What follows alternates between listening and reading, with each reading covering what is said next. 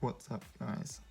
So I just had a quick look on Facebook, and I just spent the last half hour to 45 minutes easily scrolling back through 4 years worth of Facebook messages to find out that the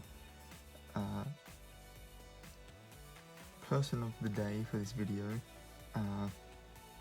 has been a very good friend of mine for the last half decade. The irony being that their birthday is, I'm a little bit late to the party here, but their birthday is the 31st of March. So I've been friends with them for the last 5 birthdays that they've had.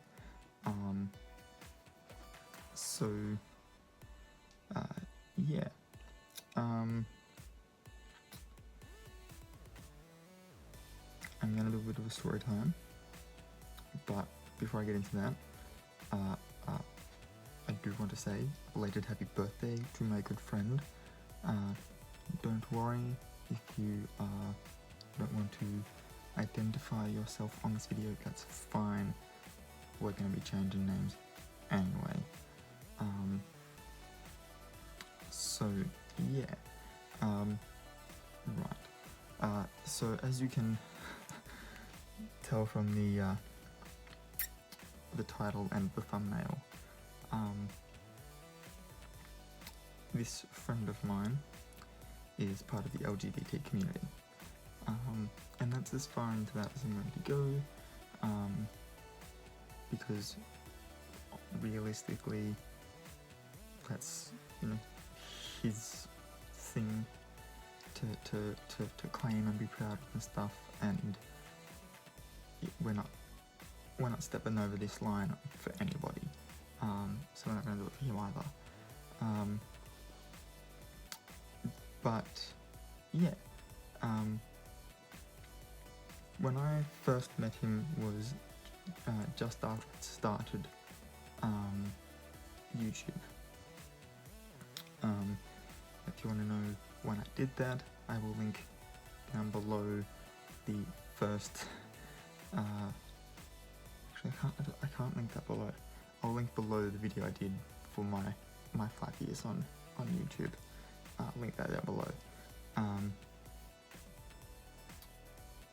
But yeah, so it was only 2 weeks after I actually started uploading to YouTube that he messaged me. We originally met through a Facebook group for Australian YouTubers, and now Australian YouTubers are 50% of what I watch online. So here we are. And to begin with, he tried flirting. He really did. And it was a little bit sort of annoying to begin with, and then as time progressed on, became a bit of a joke, sort of within my friend circle I had at the time, and now it's just, at least I like to think of it as, whether I make this story come across this way or not is another thing, but I like to think that as this nice little endearing story of one of my best friends. So we're going to call him John, because everybody's name is John. So yeah, so the story that relates to the thumbnail is sort of the long and short of, this was the messages I was looking for. This is why I was scrolling through Facebook Messenger for the last 45 minutes, and I couldn't find it, but when I was first getting to know him, was also the same time as I was slowly being introduced to cosplay and stuff, and I had a whole bunch of ideas. The main one, and still sort of top of the list, is Jace. He's beautiful. I love him so much. But yes, I was still sort of getting into that. I wanted to sort of start with some more like casual ones, work my way up to doing something as intricate as Jace's like hood and his vest and his. There's a lot going on there, okay, and wanting to do it like professionally, so it actually looks good, because there's a whole bunch of Jace cosplays online where you can tell that they've just sort of bought like very basic stuff and not actually done any like proper work on it. Cosplaying these days is so much more of a fine art, and it's honestly fills my soul so much. 90% of my Instagram feed is people that do really professional looking cosplays. So yeah, so I was starting to get into that. He messaged me. He's a nerd like I am, so we were sort of vibing on that, and here's me thinking, cool, I've got a friend who also does YouTube. This is cool. It means that if I have any questions that I need to ask that aren't allowed on the group, because the group had its own set of really weird and honestly very controlling rules, and I'm no longer in that group because screw those guys. But yeah, so if there was any questions I had that group couldn't answer or wouldn't answer, I could just go straight to my YouTube friend, and that was in those early days something very nice to have. And yeah, that sort of obviously started my journey to where we are today. Anyway, I mentioned that I had started becoming interested in cosplay at one point, and he started to freak out because it was right before, it was either right before Oz Comic Con in Sydney or Supernova, or like one of those big like comic book conventions in Sydney, and he started like freaking out, like, oh my god, you should come to this convention.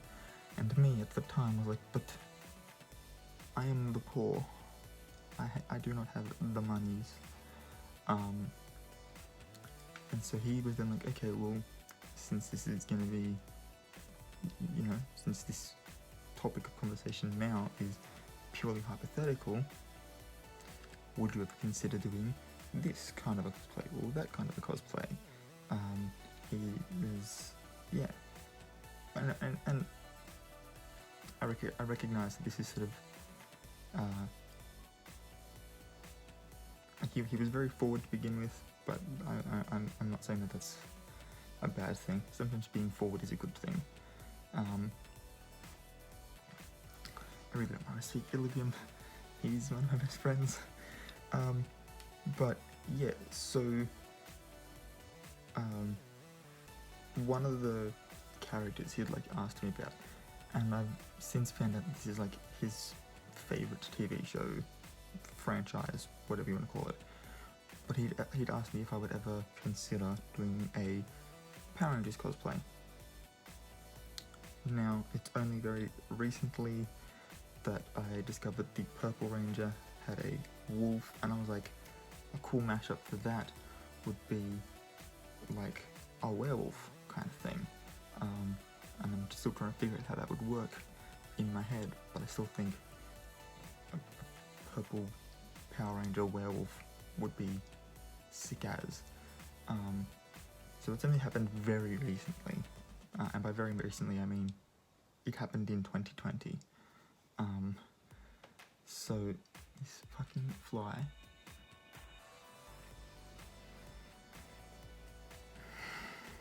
has been pissing me off all day. Anyway, back on topic. So yeah, he'd asked me if I'd ever considered that.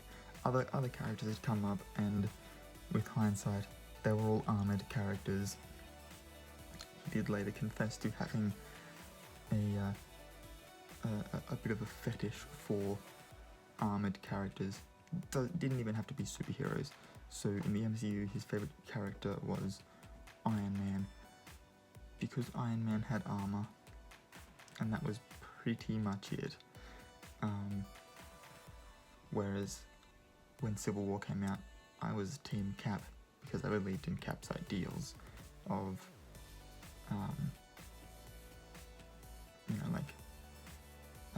having a right to choose, sort of thing.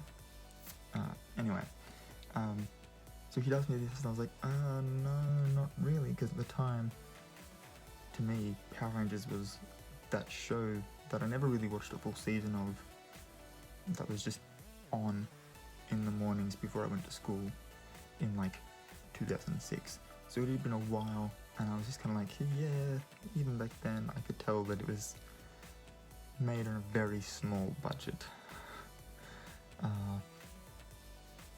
Even if it was supposed to be like a spin-off or a rip-off or whatever of a Japanese show. It was still very cheaply made back in those days. There was not a whole heap of like there wasn't a whole heap getting me excited about like the costumes or fight sequences or the villains or anything.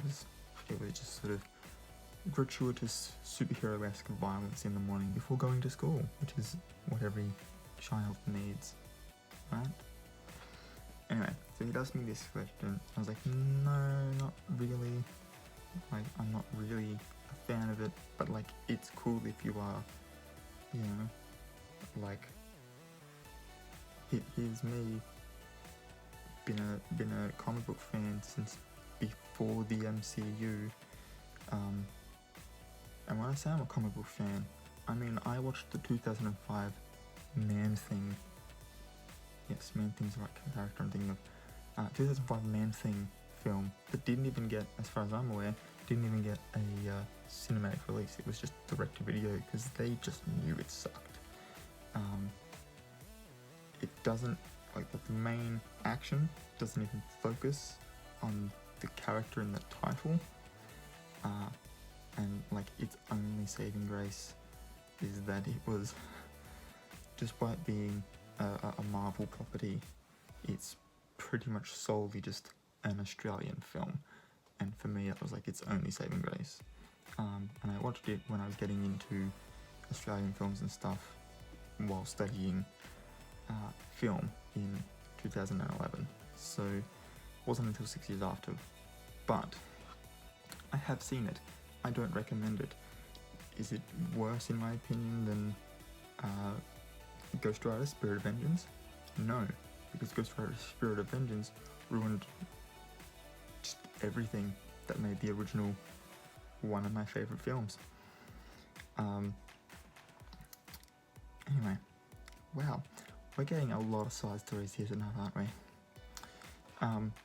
Anyway, so his follow-up question would be that he thought there was a statement and then a question.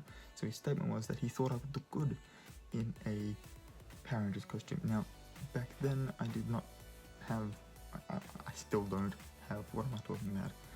The like upper body physique that I currently have, and I was a lot sort of skinnier from like ribs down sort of thing.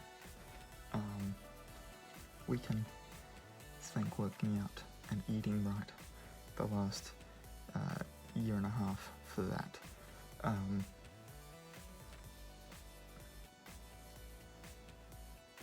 Yeah, so basically, I guess what I'm saying is I had the physique of a Power Ranger at the time, funnily enough. But yes, so that was, he said that he thought I would look good as that, said that he thought that I should be, I can't remember if he said that I should be the Red Ranger, or if he would want to be a Red Ranger. I think he said he wanted to be a Red Ranger, because at the time, and I can say this now because he has grown a lot in the 5 years I've known him, and I want him to know that. But at the time, he was a bit of a narcissistic prick. He really was. We got stories to tell you guys. So I think I've just figured out my story time for April. We'll get to that later on in the month though. We won't oversaturate you guys with all of his embarrassing stories. At least as far as they concern me.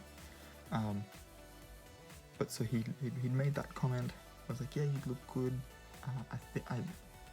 If memory serves me correctly, he said that I should be the blue one, because blue's always like second in command when there's a blue one on the team, and there's almost always a blue one on the team, I'm pretty sure. And I'm pretty sure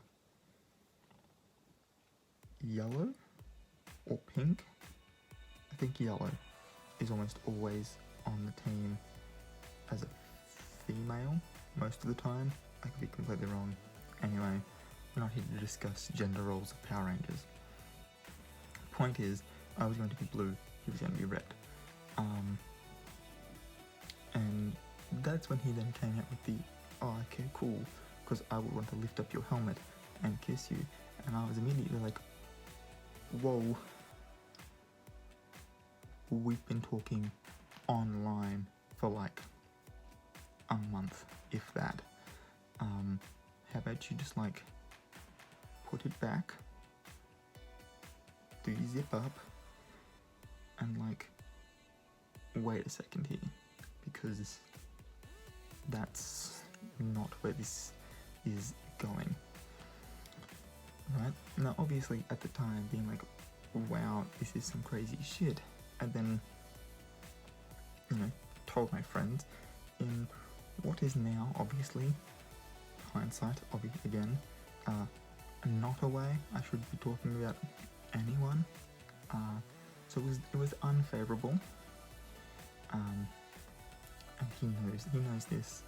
I've explained the situation to him. And honestly, it's just, yeah. Now at the time, I don't think I mentioned colour to my friends when I was telling them. I just told them that this guy online wanted me to dress up as a Power Ranger in some weird sort of like romantic fantasy that they had. And they thought it was hilarious. Haha, that's so funny. Right, let's go and, you know, drink and stuff and like just continue the rest of our night. Like, it was sort of like a, this is my funny story to tell you guys from this week. What are yours? Later that night we ended up playing Cards Against Humanity. It was my turn to read the black cards. Someone in their hand, like they had drawn from that last turn the black Power Ranger card, and by sheer coincidence, and this is the part where the story is funny, right? Like, yeah, it's sweet that he thought that I was. He still does occasionally compliment me on my devilishly good looks.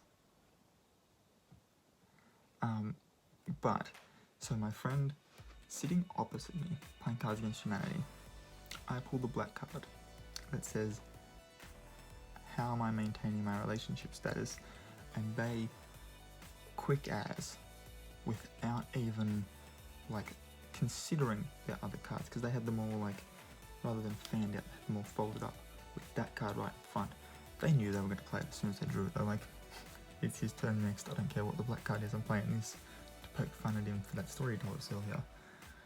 And then it was just my luck of how am I maintaining my relationship status, and they just quick as slammed it down on the table. Everyone else was like, oh, okay, we're not gonna like even try now, because obviously they've won. You hadn't even finished the question and they're white cards on the table. I immediately become concerned because this was before I knew 90% of what the cards in Cards Against Humanity say on them. And then, yeah, get around to reading them all, and I'm really concerned about what this friend has put down, so I saved their card deliberately for last. Turn all the other ones over so everyone can have a little bit of a giggle. Turn theirs over, don't read it out, and I just passed them the black card because I'm like, there is no way anyone else is going to try and even fight you on this. You have won. And they were all like, so what was the card? And then I obviously showed them that it was the Black Power Ranger card, and the entire table bursts out laughing for like 10 minutes. So yeah, good times. Now I know that they were, and this is one of the stories that I tell a whole heap of my friends about this particular friend, about John, but I don't do it now in like a, oh, you should hear this embarrassing. It's now like a, yeah, no, I have a really good friend, and the first time we met, this was like what he, you know, how he tried to seduce me, sort of thing. You know, like it's like I don't tell it as negatively as I did. I'll admit I told it negatively a couple of times, but now it's like, no, because actually, without that being like an inside joke with that friends group, the one that John's not in because he's an online friend, without that becoming its own like inside joke about me and my good friend, I would not have had those really amazing games nights at all of the times just getting black power. Like, it would get to the point where I would come to a game and just pray that I picked up that card so that they couldn't use it against me, and then I'd be able to just play it as a throwaway card. Everyone would be like, oh no, he had it, and then just purely by how many people were there, they would all know that that was the inside joke, and they'd all get the card, and they'd all save it until I was reading next, and it didn't matter what it was. They would play that card. If it was a double up card, they'd make their cards reference the love story element as well, and yeah. So without having this story, I wouldn't have those memories and such a love for Cards Against Humanity. I have the entire Australian store in my bigger black box, which is sort of just there. I did try looking for the card as well. I cannot for the life of me remember what box it's in. And when just one of the little expansion packs has like 250 cards or something ridiculous like that in it, trying to find one out of 4 of those expansion boxes, the base game, and all of the single sleeve like 30 card expansion packs, the odds are not in your favour. So I did try looking for that. I did try looking for the original messages so I could read it to you guys, but this is what we've ended up with instead. And if you liked this video, please give it a thumbs up. If you haven't already, please hit the subscribe button and the notification bell as well if you want to see more videos from me and be notified when I upload new ones. Again, the 5-year celebration of being on YouTube video will be linked down below, and until next time guys, keep your head screwed on.